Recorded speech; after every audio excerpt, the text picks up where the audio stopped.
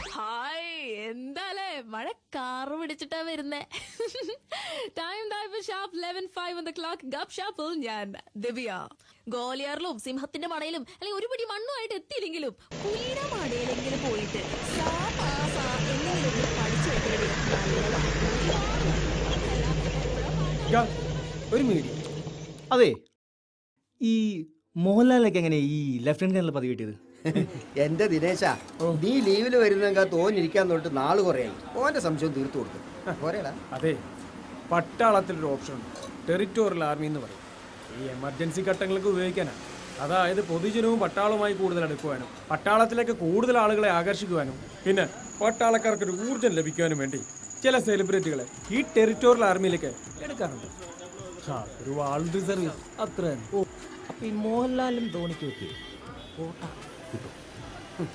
എന്തുവാടെ, ഒരു പട്ടാളക്കാരനെ കാണുമ്പോൾ കോട്ടയുടെ കാര്യം മാത്രമാണ് ഇവനൊക്കെ ഓർമ്മ. അല്ലാതെ പിന്നെ എന്നാ ഇക്ക എന്റെ ഒരു വിത്തോട്ട്. ആ, നിങ്ങൾ ഇരിക്കും. ലൈസൻസ് ഉള്ള തോക്കും കൊടുത്തേച്ച് ചോരത്തിളപ്പ് മാറാത്ത പിള്ളേരെ അഴിച്ചുവിട്ട് കള്ളും കൊടുത്ത പിന്നെ വെടിവെക്കാനാണോ പാട്? ഇവന്മാരൊക്കെ അവിടെ ചെന്ന് എന്നാ കാണിക്കുന്നത് നമ്മളെങ്ങനെ അറിയും? അതെന്താ വെച്ചാൽ അങ്ങനെ പറഞ്ഞത്? ഈ പട്ടാളക്കാർ അവിടെ കിടന്നേ കഷ്ടപ്പെടുന്നുണ്ടോ? നമ്മളൊക്കെ രാത്രി സുഖമായിട്ട് ഇവിടെ കിടന്നുറങ്ങുന്നത്, അത് മറക്കണ്ട. ആ പറഞ്ഞ ന്യായം. ഇവിടെ നാട്ടില് മാട്ടം പൊക്കി മതിൽ ചാടി നടന്നവന്മാര് നാട് വിട്ടപ്പം ഇവിടെയുള്ളവർക്ക് മനസ്സമാധാനമായിട്ട് ജീവിക്കാൻ പറ്റി. ഞങ്ങളുടെ ഇടയിൽ ഒരു ചൊല്ലുണ്ട്. ഞങ്ങള്, അതായത് ഈ പട്ടാളക്കാരെ കുറിച്ച് ഏറ്റവും നന്നായിട്ട് അറിയാവുന്ന നമ്മുടെ രാജ്യക്കാർക്കൊന്നുമില്ല. അതെ, അത് അയൽവക്കത്തുള്ള ശത്രുജനം. ഉവ്വേ, അവന്റെയൊക്കെ ഒരു അതിർത്തി കാക്കല്. ഇതൊക്കെ ഒരു ഒത്തുകളിയല്ലേ?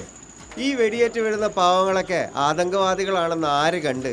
എടാ, ഉണ്ട എണ്ണിയാ കമ്മീഷൻ, മനസ്സിലായോ? രാജ്യസ്നേഹമാണത്രേ, രാജ്യസ്നേഹം. അച്ചായന്റെ കലിപ്പ് ഇപ്പോഴും തീർന്നിട്ടില്ലാന്ന് തോന്നുന്നു.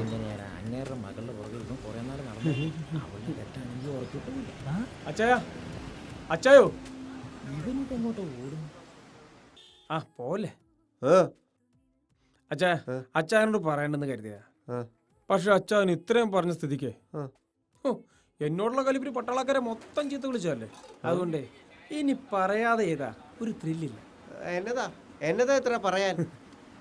ഞാനേ 2 ആഴ്ച ലീവിനൊന്നും എന്നാത്തിനാന്നറിയാം. ഡേസിക്ക് ചേർപ്പിന്നൊന്ന് ആലോചന ഉണ്ടല്ലോ, അത് ഒഴിവാക്കാൻ വേണ്ടി. എടാ നീ സീനുണ്ടാക്കല്ലേ, നഷ്ടം നിങ്ങൾക്ക് തന്നെ.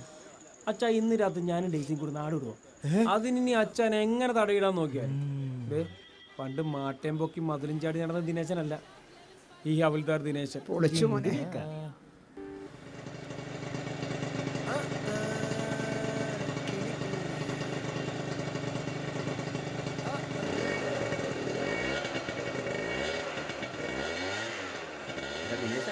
നീ ഓളെ കൊണ്ട് പോവടാ. സ്വർഗസ്ഥനായ ഞങ്ങളുടെ പിതാവേ, അങ്ങയുടെ നാമം പൂജിതമാകണമേ. അങ്ങയുടെ രാജ്യം വരണമേ. അങ്ങയുടെ തിരുമനസ് സ്വർഗത്തിലെ പോലെ ഭൂമിയിലും ആവണമേ. വേണ്ടുന്ന ആഹാരം എന്ന് ഞങ്ങൾക്ക് തരണമേ. ഞങ്ങളോടതുപോലെ ഞങ്ങളുടെ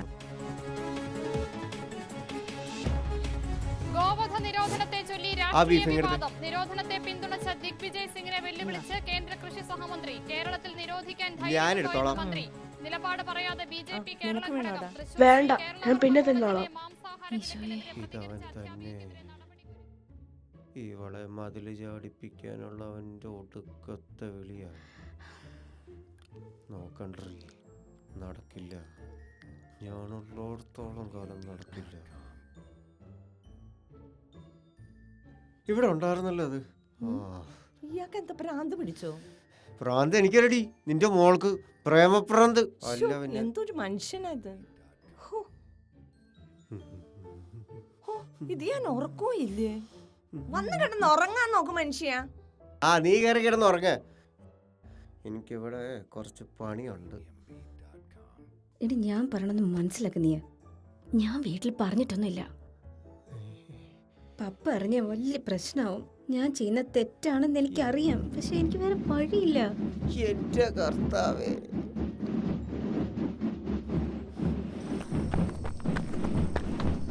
ആരാന്ന് ആരാന്ന് ആരാന്ന്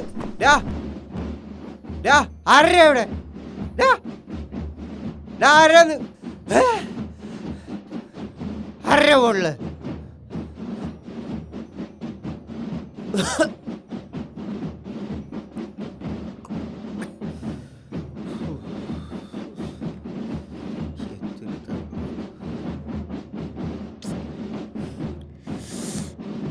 അപ്പച്ചാ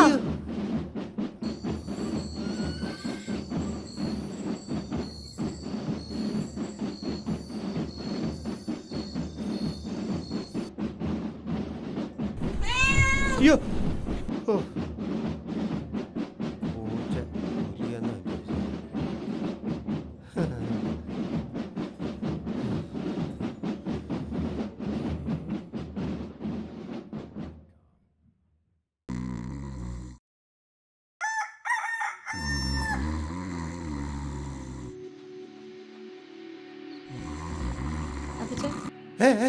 കൊണ്ടുപോയില്ലടാ ആരെ? കൊണ്ടുപോയില്ല കൊണ്ടുപോയില്ല ആരെ കൊണ്ടുപോയില്ലേന്ന് ഒരുത്തരും കൊണ്ടുപോയില്ല.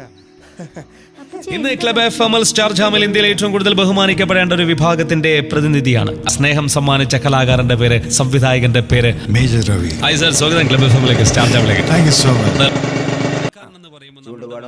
വരുന്ന കുറേ ചിത്രങ്ങളുണ്ട്. ആ ചിത്രങ്ങളെല്ലാം നമ്മൾ ഇന്ന് പൊളിച്ചെഴുതാൻ പോവാണ് സ്റ്റാർ ജാമിൽ. Sir ready? പട്ടാളക്കാർ തോക്ക് വീട്ടിലേക്ക് കൊണ്ടുപോകും. പട്ടാളക്കാർക്ക് എന്താണ് പനി പിടിച്ചോ?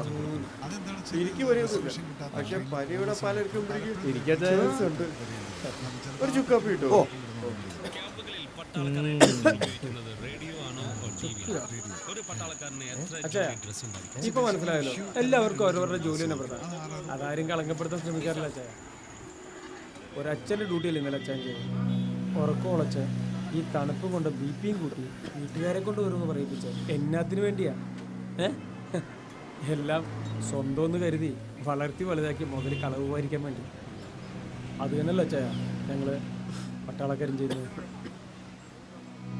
ഞങ്ങൾ ഒരാളുടെയോ 100 പേരുടെ ഒന്നുമല്ല അച്ഛാ, 100 കോടി വരുന്ന ജനങ്ങളുടെ സ്വത്തും ജീവനും സൂക്ഷിക്കില്ല ഞങ്ങളുടെ ഡ്യൂട്ടി.